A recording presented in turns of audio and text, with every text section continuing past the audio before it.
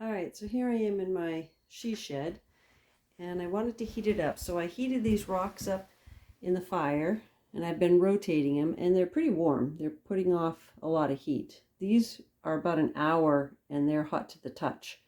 This one I just brought in. I have it in a cast iron pan, which is hot now on the outside. And I have fire bricks, and these are cold. And these are just an ordinary brick just to put it on. And I also have it on a crate just to lift it up a little bit. These are the buckets that I use to get the rocks out of the fire. And then I bring them in and then I just dump them in here. So it started at about 46 degrees. And now we're at 50 degrees. So it went up a few degrees Fahrenheit.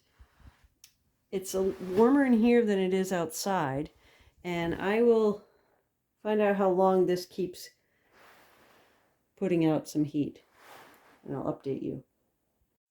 All right, it's been an hour. This one is still very hot. Almost feels too hot to touch. These are holding the heat. They're warm. Like if I had this in my hand, it would be like a hand warmer.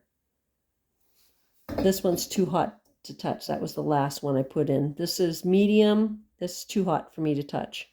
So any of them that were left in there from a while back are still quite hot. And the pot on the outside is kind of cool to the touch. On the inside, kind of cool to the touch. This is wet and cold. And then underneath it's kind of just warm.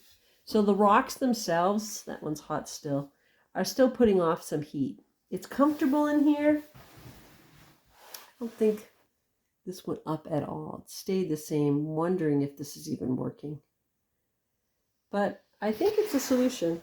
I'm going to try it again.